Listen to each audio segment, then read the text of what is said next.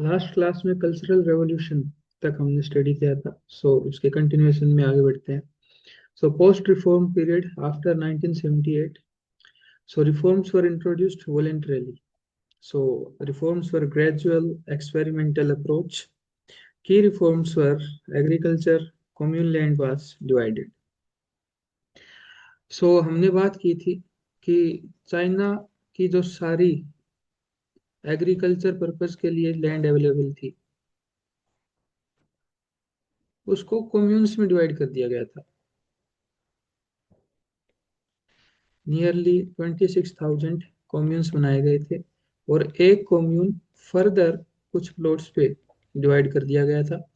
और एक प्लॉट से जैसे बात करें पर्टिकुलर इंडिविजुअल प्लॉट से, तो इस पे कुछ इंडिविजुअल्स काम करते थे। एक प्लॉट की बात कर रहे हैं, कुछ इंसान इस पे काम करते थे। ये इंडिविजुअल्स तो जो खेती करते थे, फार्मिंग करते थे, और फार्मिंग से जो उपज आती थी, प्रोडक्टिविटी जो आती थी, यील्ड जो आती थी या फिर यील्ड जो आती थी, तो उससे जो इनकम जनरेट होती थी उसमें से कुछ परसेंट टैक्स चाइनीज गवर्नमेंट को दे देते थे और बाकी खुद रख लेते थे। Rest was theirs. ये लास्ट क्लास में हमने बात कर ली थी। कुछ और क्या रिफॉर्म्स, जैसे कि चाइना का एक हम कंपेरेटिव एनालिसिस कर रहे हैं इंडिया के साथ में, चाइना आगे क्यों है हमसे। सो एग्रीकल्चर की बात करें चाइना में, तो commune land was divided, use rights to households and farmers kept surplus income. ये बात हो गई थी पिछली क्लास में वैसे। तो जैसे कि वही बात है कि ऐसे ऐसे करके डिवीजन था और उसमें प्लॉट्स थे, वैसे गवर्नमेंट के नाम थे ये सारा कुछ। सारी जो जमीनें थी वो गवर्नमेंट के नाम थी, बस काम करने के लिए जैसे कि इंडिविजुअल्स को भेज दिया जाता था, और जो सरप्लस इनकम आती थी वो इंडिविजुअल्स रख लेते थे टैक्स भर के, मतलब जो बच जाती थी इनकम, सरप्लस इनकम बोल दिया उसको। इंडस्ट्री की बात करें तो प्राइवेट फर्म्स आनी शुरू हो गई थी, टाउनशिप एंड विलेज इंटरप्राइजेस इधर बननी शुरू हो गई। जैसे कि चाइना में हमने बात की थी, पहले सब गवर्नमेंट कंट्रोल था, गवर्नमेंट ओन था, बिकॉज वो सोशलिज्म में बिलीव करते थे, बिकॉज वो मार्क्सिज्म में बिलीव करते थे। तो माओ ने कुछ क्या है कि वहाँ पे चेंजेस किए, माओ ने कुछ अपने विचार रखे, लेकिन बाद में जैसे और उन्होंने कुछ बातें की, तो और आगे फर्दर रिसर्च किए गए और एनालिसिस किया गया इकोनॉमिस्ट्स के द्वारा। तो प्राइवेट फर्म्स को भी जैसे बाद में एंट्रीज दे दी जाने लगी इधर, और टाउनशिप और विलेज इंटरप्राइजेस और बनाई जाने लगी, कि उनका अल्टीमेट गोल है, कलेक्टिविज्म में बिलीव कर रहे हैं कि अल्टीमेट क्या है कि चाइना जो देश है उनका, उसका विकास कैसे करना है। अब आगे जैसे कि डुअल प्राइसिंग सिस्टम की तरफ वो फोकस करते हैं, स्पेशल इकोनॉमिक जोन्स की तरफ फोकस करते हैं। रिजल्ट इसका क्या होता है, रैपिड इंडस्ट्रियल ग्रोथ हुई उधर, तेजी से इंडस्ट्रियल ग्रोथ होती है, और मैसिव पुअर्टी रिडक्शन होता है, कि जो गरीबी थी वो कम होने लग जाती है, और export led growth, China export वो ज़्यादा करना शुरू कर देते हैं। Let's have a look over dual pricing system and special economic zones 1980s to 1990s and special economic zones post 1990, which blended socialist planning with market oriented export driven capitalism. Special economic zones like Shenzhen attracted foreign investment via tax breaks, while dual pricing allowed market-led growth alongside state quotas, facilitating a gradual transition to market economy. Starting में China एक adamant policy को follow कर रहा था कि जो government है वो डिसाइड करेगी, मार्केट का जो मैकेनिज्म है वो डिसाइड नहीं कर रहा था, कि इकोनॉमिक जो टर्म्स है, डिमांड सप्लाई प्राइस, जो प्राइसेस इंडेक्स वगैरह, वो गवर्नमेंट डिसाइड कर रही थी। लेकिन अब उन्होंने एक ड्यूअल टेक्निक अपना ली कि वो भी करेंगे, और क्या है कि जैसे मार्केट ओरिएंटेड भी हम रख लेते हैं, तो और एक्सपोर्ट ड्रिवन कैपिटलिज्म की तरफ, तो ब्लेंड कर दिया, इसको एक मिक्सचर बना दिया, blended socialist planning with market oriented export driven capitalism. Special economic zones like Shenzhen attracted foreign investment via tax breaks, तो कुछ स्पेशल इकोनॉमिक जोन्स बनाए गए लाइक शेंजन, जो फॉरेन इन्वेस्टमेंट अट्रैक्ट कर रहा था टैक्स को छोड़ के, टैक्स ब्रेक्स देके या टैक्स कम करके, while dual pricing allowed market-led growth alongside state quotas, facilitating a gradual transition to a market economy. और दूसरे एंगल में बात करें, दूसरे नजरिए से बात करें, तो जो डुअल प्राइसिंग सिस्टम अपनाया चाइना ने, उससे मार्केट लेड ग्रोथ हुई और कुछ कोटाज दिए गए, state quotas, facilitating a gradual transition to a market economy. तो कुछ स्टेट कोटाज दिए जा रहे हैं, कुछ फील्ड्स में कोटाज दिए जा रहे हैं एक्सपोर्ट को बढ़ाने के लिए। कुल मिला के बात इतनी है। तो चाइना स्मार्टली एक्ट करने लग गया, जिससे क्या है कि उन्होंने ड्यूअल प्राइसिंग सिस्टम रखा, स्पेशल इकोनॉमिक जोन्स रखे जहाँ टैक्स को हटा दिया, टैक्स को कम कर दिया। सो एनसीईआरटी में जितना है हम उसके साथ अपना स्टिक करेंगे थोड़ा और। जैसे कि अपने को थोड़ी डेप्थ में बात करनी है इनकी, तो बस 1 मिनट में हम वो देख लेते हैं, छू के निकल लेते हैं, टाइम कम है। तो एनसीईआरटी के सिलेबस के साथ में स्टिक करते हुए भी चलना है अपने को। So dual pricing system introduced to reform the centrally planned economy without causing massive disruption. This system operated roughly from early 1980s until 1989, and mechanism was for key industrial goods and agricultural products. The government set a lower fixed prices for quotas, state planned allocation simultaneously. A higher market-based price existed for production exceeding these quotas. तो dual काम कर रहे हो, एक तो कुछ state Kota's उन्होंने assign कर दिए कि कहाँ कुछ फील्ड्स में, कुछ स्टेट्स में उन्होंने क्या किया कि और कोटाज दे दिए कि जैसे कि कोटा यानी कि कुछ असाइन कर देना, कुछ फिक्स कर देना कि इतना ही, जैसे कि इनटेक करेंगे, इतने ही नंबर में बात करेंगे, इतनी ही क्वांटिटी में बात करेंगे। और दूसरा उन्होंने साथ साथ स्मार्टली ये काम भी किया कि मार्केट बेस्ड जो प्राइस चल रहा है प्रोडक्शन का, तो उसके अकॉर्डिंग भी, यानी कि दोनों बात करेंगे, है ना। कहाँ पे अपने को कोटा देना है और कहाँ पे मार्केट के अकॉर्डिंग प्राइस वगैरह रखना है, मैकेनिज्म सेट करना है। पर्पस इसका क्या था? It allowed state enterprises to retain plant production while incentivizing increased production through market mechanisms.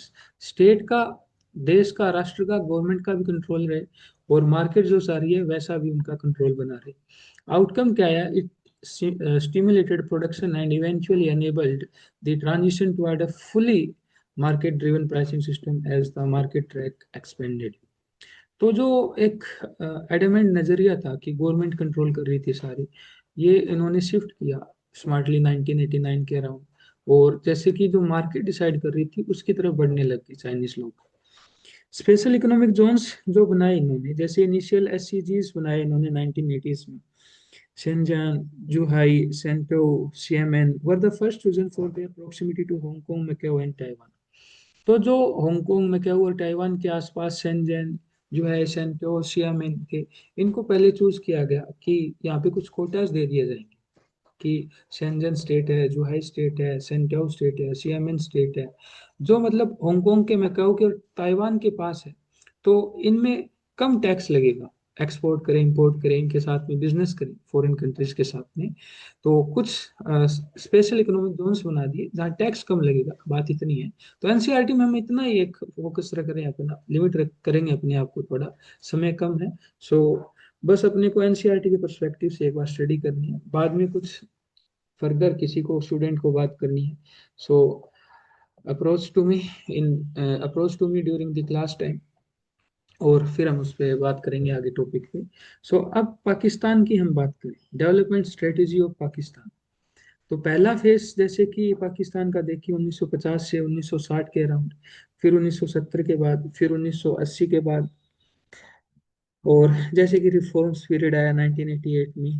तो एक बार ग्लांस करते हैं 1950 1960s को, देखते हैं। इंपोर्ट सब्सटीट्यूशन किया उन्होंने कि बाहर की कंट्री से पाकिस्तान इंपोर्ट कर रहा था, तो उन्होंने वो जैसे कि कम किया, बंद किया, कोटाज लगाए, और जैसे हमने किया था कुछ समय बाद में। तो हम जैसे तुलना करना चाह रहे हैं पाकिस्तान, चाइना, इंडिया की, हम हमसे पाकिस्तान पिछड़ा है तो पिछड़ा क्यों है, हमसे चाइना डेवलप्ड है तो डेवलप्ड क्यों है। तो जैसे पाकिस्तान ने इंपोर्ट सब्सटीट्यूशन कर दिया था 1950 से 1960 के अराउंड, कि सारा घरेलू उत्पादन, बाहर से कोई कंट्री से उनको सामान ना, बाहर से कोई कंट्री के ऊपर डिपेंडेंट ना हो, उनसे सामान ना ले। ग्रीन रेवोल्यूशन लेके आते हैं और सिलेक्टिव इंफ्रास्ट्रक्चर ग्रोथ की, कुछ एक सिलेक्टिव इंफ्रास्ट्रक्चर ग्रोथ करने की प्लानिंग की कि फोकस कर लेते हैं इन इन एरियाज में, इन इन इंफ्रास्ट्रक्चर में, जैसे कि गवर्नमेंट, जैसे एक इकोनॉमी है, जैसे कि एक इकोनॉमी है तो उसमें कि रेलवे पे फोकस करना है, उसमें रोड्स पे फोकस करना है, उसमें प्राइवेट सेक्टर पे फोकस करना है, उसमें टेलीकॉम सेक्टर पे फोकस करना है, उसमें information and technology IT sector पे फोकस करना है। तो कुछ इन्होंने क्या है कि फोकस रखा कि सेलेक्टिव इंफ्रास्ट्रक्चर ग्रोथ की जाएगी। पहले उनको हम निपटते हैं, बाद में देखेंगे क्या करना चाहिए। तो इन्होंने अपनी आज़ादी के बाद में प्लानिंग इस तरीके से जैसे कि नियोजित की। 1970s में नेशनलाइजेशन ऑफ इंडस्ट्रीज उन्होंने किया। तो वो हमने भी देखा था कि जैसे कि हमने प्रीवियस चैप्टर्स में इकोनॉमी में पढ़ा था कि जो इंडस्ट्रीज थी उनको जैसे कि पीएसयूज घोषित कर दिया था हमने, पब्लिक सेक्टर अंडरटेकिंग्स। इसी तरीके से पाकिस्तान ने भी क्या है कि सेम वो कंसेप्ट को मानते हुए जैसे कि अपनी इंडस्ट्रीज का नेशनलाइजेशन कर दिया 1970s में। और 1980s ऑनवर्ड जैसे कि डी नेशनलाइजेशन इन्होंने किया फिर, तो वो काम नहीं किया नेशनलाइजेशन इनका। देन प्राइवेट सेक्टर को एनकरेज किया इन्होंने। तो उनको भी समझ में आ गया था कि सरकारी विभाग जो है, सरकारी जो डोमेन है, सरकारी इंडस्ट्रीज जो है, हमारे इंडिया में जैसे हम पीएसयूज बोलते हैं तो इनकी जो भी टर्मिनोलॉजी है, तो उनको लगा, पाकिस्तान को समझ में आया कि पब्लिक सेक्टर की बजाय प्राइवेट सेक्टर पे फोकस ज़्यादा करे गवर्नमेंट, प्राइवेट सेक्टर पे पाकिस्तान ज़्यादा फोकस करे।